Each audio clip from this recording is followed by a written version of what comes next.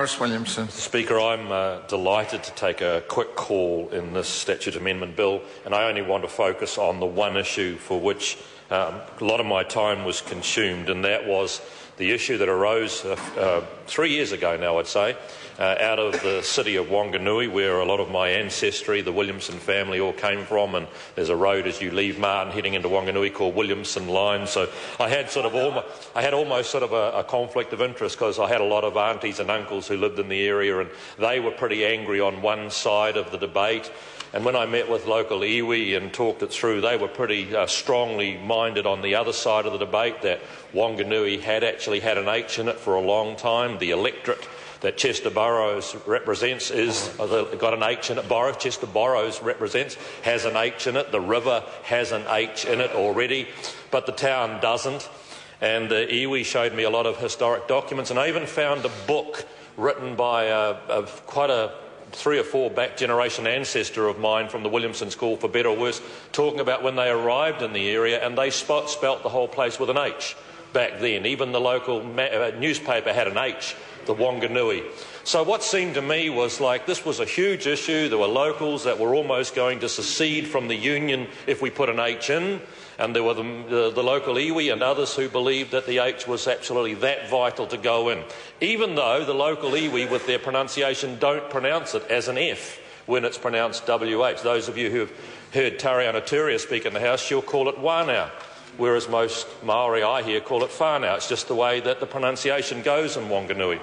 So if you're not even going to pronounce it with an F, there's a lot of people saying, well, why do you need to put it in? But I have never seen such emotional sort of commitment from the local iwi. A lot of the elderly ladies that were there had tears in their eyes, saying they felt it was that important to them. I came away from my sort of consultation round saying, look, this has got to be a bit of a no-brainer. Why don't we let people do whatever they want? The government can do its bit, that over time, as stationery runs out, or new signage needs to go up, or the District Health Board needs new signing on its vans, we can stick the H in, no problem, and the road signs, when they need to be replaced, we can stick the H in. So the government could do its bit. But if you're a private sector company and you want to call yourself the Wanganui Hardware Distributing Company, you don't have to. So I came back here sort of full of the joys of spring, thought I got this nailed, we'll just go with the alternative. You can have it in or you don't have to have it in, and gradually I think over time the H will become prevalent. I think it'll just happen, but it'll be by sort of osmosis over time. I got with my officials and they said, but Minister, there's no statute on the books that allows you to have alternative place names. And I said, but there is. There's Egmont Taranaki, and there's Aoraki, Mount Cook. And they said, no, sorry, Minister, you're wrong. They're dual place names. So you could go with dual. There is a provision in the New Zealand Geographic Board legislation for dual naming, and that is you could call it Wanganui/Wanganui. And that really made a lot of sense. We would call it a double Wanganui, but one would have an H and one wouldn't. So I said, well, look, why don't we get something into the New Zealand Geographic Board legislation, or the New Zealand Geographic Board Act of 2008, which says we can have alternative, one or the other. So I thought that was pretty easy. And we said, well, how would we do this? Well, we could do it through its own bill. Well, that'll hardly get through the House. It won't be seen as that important, and it'll sit at the bottom of the order paper and languish. Well, let's stick it through an SAB, Statutes Amendment Bill. It'll be non-controversial. Well, was I wrong? I was unable to persuade the Greens for nearly 2 years. I sat down with the Greens. I got Tariana Turia to work with the Greens. The Greens, no, I didn't sit with them for 2 years, no, but I did sit over a period of time, and I tried to persuade the Greens. I couldn't quite understand what their objection was. I did not know why they wouldn't go with alternative names.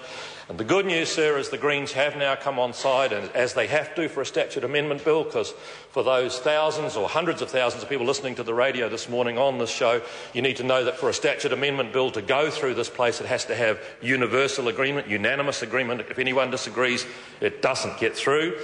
And so it's a really special moment in time for me. It won't be my finest hour in politics, but it's still a special hour to have been the culmination of a huge amount of work to be able to come here and sit through the second reading, the committee stages, and finally a third reading, hopefully today, of this bill. The people of Wanganui can now rest easy in their beds at night. Those who don't want to use an H don't have to. No one's going to make them. Those who do can whenever they like formally. and government agencies will now be able to begin it. I've given them a very clear directive not to just go out and replace everything tomorrow. No need, but over time, replace your letterhead, replace your stationery, replace your signage as it gets broken or requiring, and put the H in.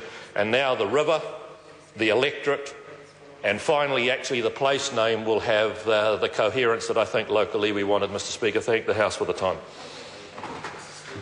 Charles Chauvel.